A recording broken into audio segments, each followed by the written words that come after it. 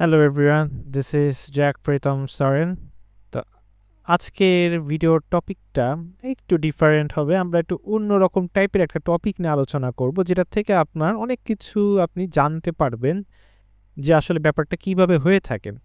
তো আমি যখন এই ভিডিওটা রেকর্ড করছি তখন এটা হচ্ছে 2026 সাল, এবং 26 সালের ফিফা ওয়ার্ল্ড কাপ শেষ হয়ে গিয়েছে এবং ফিফা ওয়ার্ল্ড কাপের চ্যাম্পিয়ন হচ্ছে এখন স্পেন। ঠিক আছে, 26 সালের ওয়ার্ল্ড কাপ চ্যাম্পিয়ন হচ্ছে স্পেন।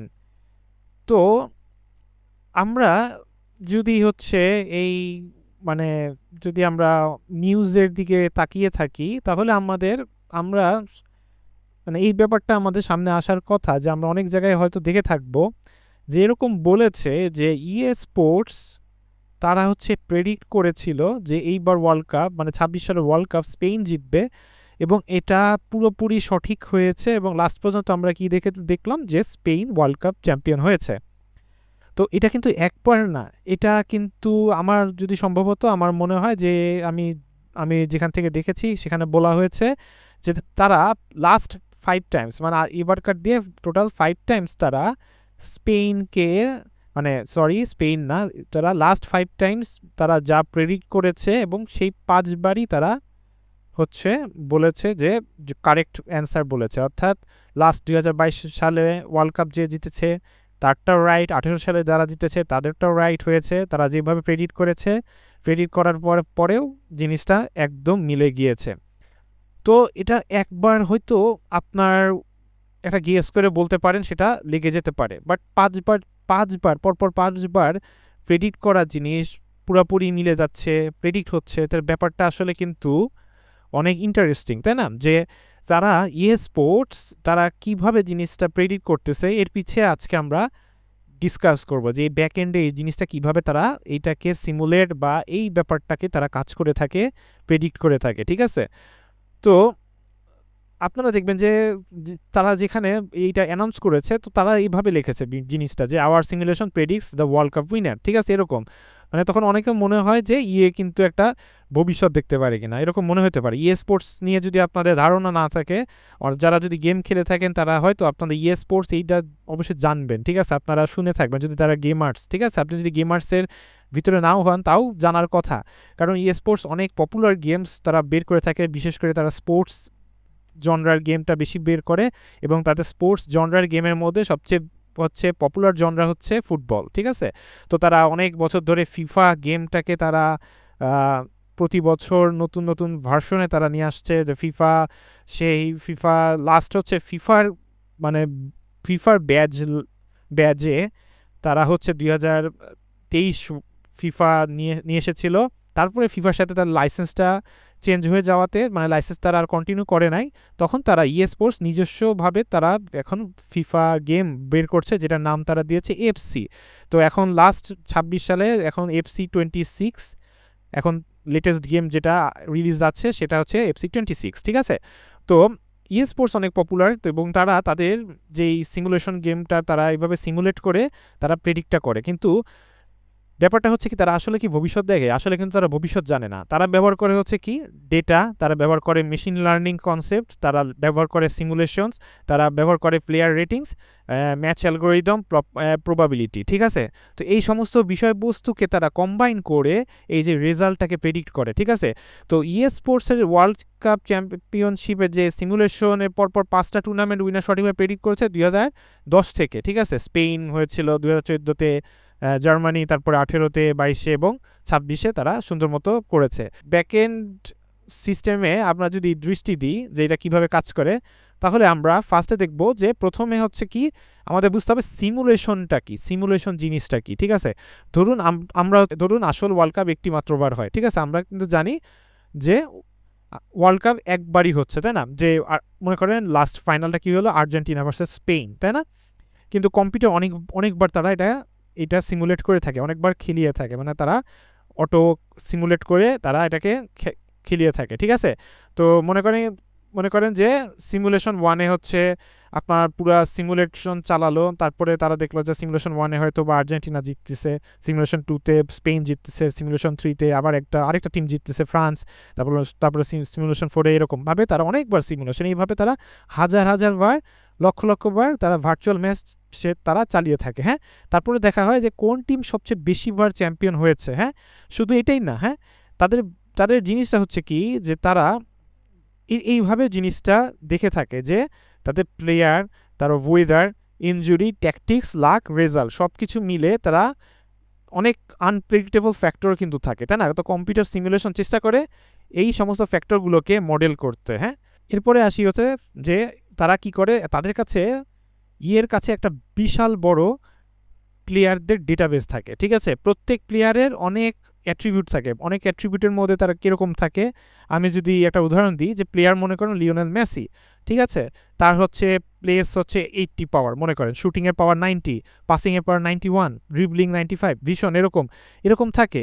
আর অর্থ ডিফেন্ডারে হয়তো থাকে ডিফেন্ডিং, ফিজিক্যাল, স্পিড, তারপরে পজিশনিং, এগুলো অনেক কিছু থাকে। তো এগুলো গেম ইঞ্জিনে ইনপুট। ঠিক আছে, এগুলো প্রতিটা প্লেয়ারে আলাদা রেটিংস থাকে। ঠিক আছে, হয়তো কোনো প্লেয়ারের শুটিং পাওয়ার কম থাকতে পারে, পাসিং পাওয়ার বেশি থাকতে পারে, তো এগুলো মিক্স থাকে। এটা তারা কিভাবে ডেটাটাকে তারা মানে রাখে যে যে সমস্ত প্লেয়ারের যেরকম এবিলিটি আছে তারা ওইভাবে জিনিসটাকে সেভ করে।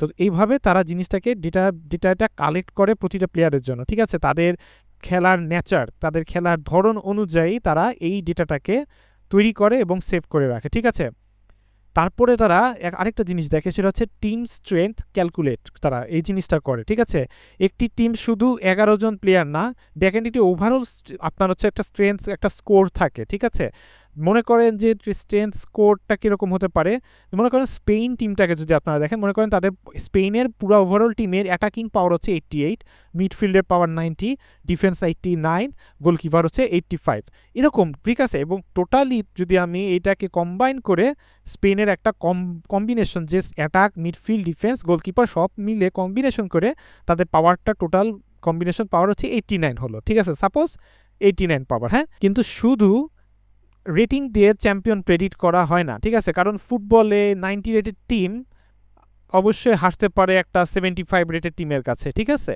তাই আরও অনেক ডেটা আপনার লাগে। তো আরেকটা ডেটা হচ্ছে হিস্টোরিক্যাল ডেটা, ঠিক আছে।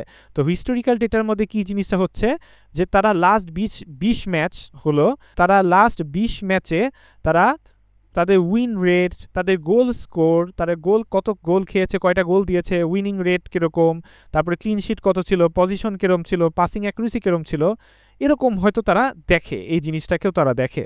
তো মনে করেন টিম এ, সে হচ্ছে লাস্ট 10টা ম্যাচে 8টা জিতেছে, একটা ড্র করেছে, একটা হেরেছে। ঠিক আছে, তাহলে প্রবাবিলিটি কি হচ্ছে, বেড়ে যাচ্ছে তার, কারণ তার কি হচ্ছে 8টা জিতেছে, একটা হারেছে, একটা ড্র করেছে, তাহলে প্রবাবিলিটি রেটটা তার বেশি থাকবে।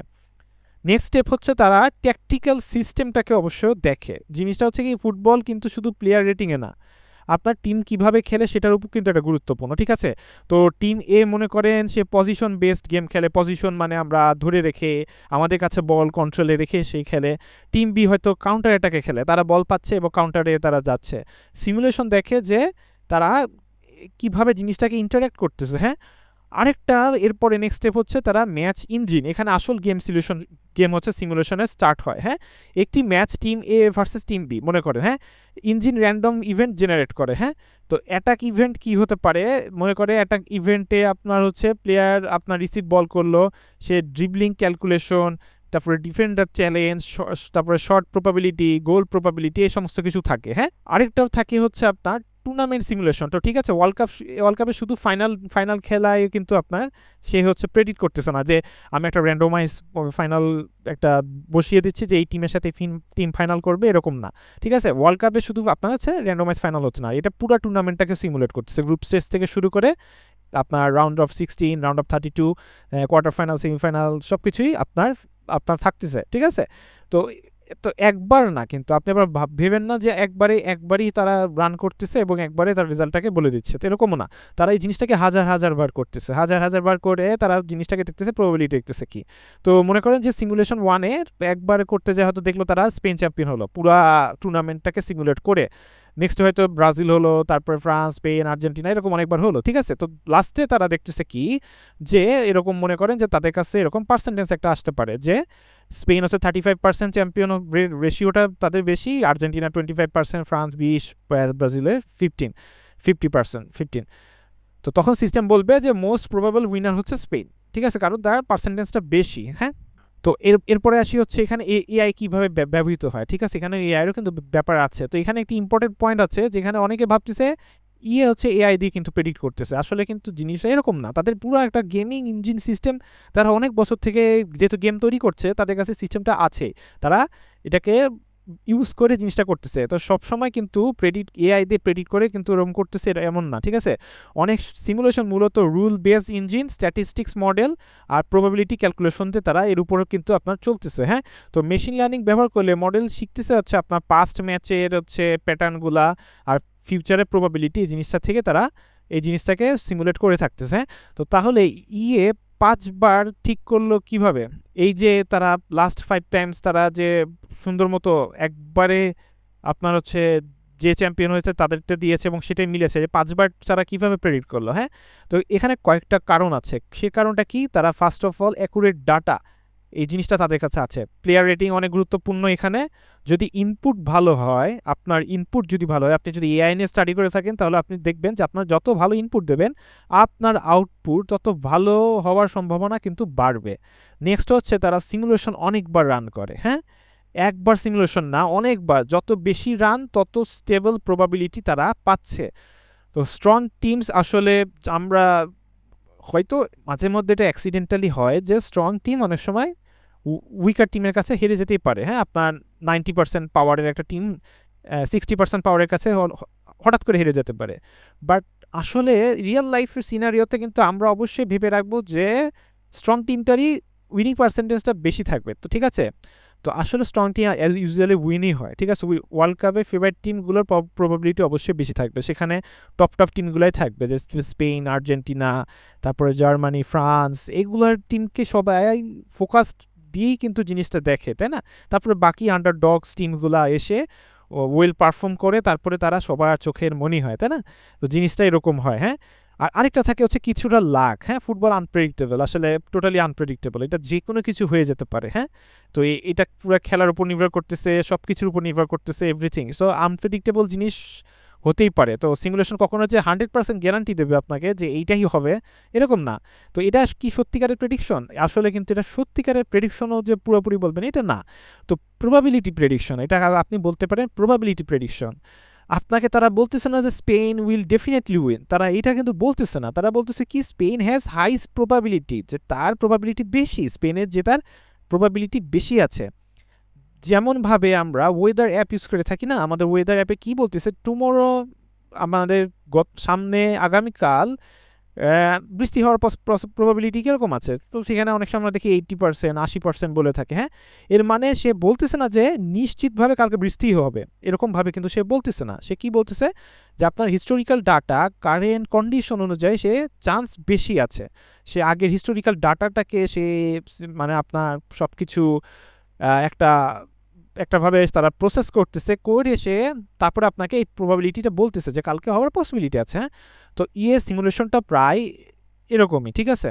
তো আসলে মেইন কথা হচ্ছে স্পোর্টসের ওয়ার্ল্ড কাপ প্রেডিকশন জিনিসটা আসলে কোনো ম্যাজিক না, এটি একটি বড় সিস্টেম ডিজাইনে আপনার একটা যে সিস্টেম ডিজাইনে সে তারা সিমুলেশন করতেছে, যেখানে রিয়েল ওয়ার্ল্ড ফুটবল ডেটা আছে তাদের কাছে, mathematical model, simulation engine, probability, তারপরে তারা কি করতেছে প্রেডিকশন করতেছে। এই পুরো পাইপলাইন নিয়ে তারা জিনিসটা কাজ করে তারা মেইনলি আপনাকে একটা প্রবাবিলিটি দিচ্ছে যে এইবারকার চান্স হচ্ছে এই টিমের বেশি, ঠিক আছে। তো দিন শেষে তারা এইভাবেই কাজটা করে থাকে। হ্যাঁ, তো আশা করি আপনি জিনিসটা বুঝেছেন যে স্পোর্টস কিভাবে জিনিসটাকে প্রেডিক্ট করে এবং তারা কিভাবে জিনিসটাকে কাজ করে। তাদের কাছে হিউজ লেভেলের ডেটা আছে, প্রতিটা প্লেয়ারের আলাদা আলাদা তাদের অ্যাট্রিবিউটস আছে, সেখানকার রেটিংস প্লাস সমস্ত কিছু মিলে আপনার টিমের কম্বিনেশন, টিমের খেলার স্টাইল, টিমের পাওয়ার, ইন্ডিভিজুয়াল ব্রিলিয়ান্স, কারেন্ট কন্ডিশন, তাদের খেলার স্টাইল, তারা কিভাবে খেলে, এবং হাজার বার লাখ বার সিমুলেশন করার পরে তারা একটা প্রেডিক্টেবল ডেটা আপনাকে বলতেছে যে তারা এরকম প্রবাবিলিটি আছে, তারা জিতার চান্স আছে। তো সবসময় যে এটাই হয়ে যেতে পারে, আনপ্রেডিক্টেবল ফুটবল খেলা জিনিসটা আনপ্রেডিক্টেবল, সো এখানে অনেক কিছু ঘটে যেতে পারে, ঠিক আছে। বাট তারা 5বার প্রবাবিলিটি আপনাকে দেখিয়েছে, 5বারই মিলেছে। সো অবশ্যই এই সমস্ত বিষয় অবশ্যই এটা কাজে আসে, ঠিক আছে। তো আজকে ভিডিও এ পর্যন্তই, ভালো থাকবেন, ধন্যবাদ সকলকে। সামনে আরও অন্য কোনো ভিডিওতে দেখা হবে। Thank you.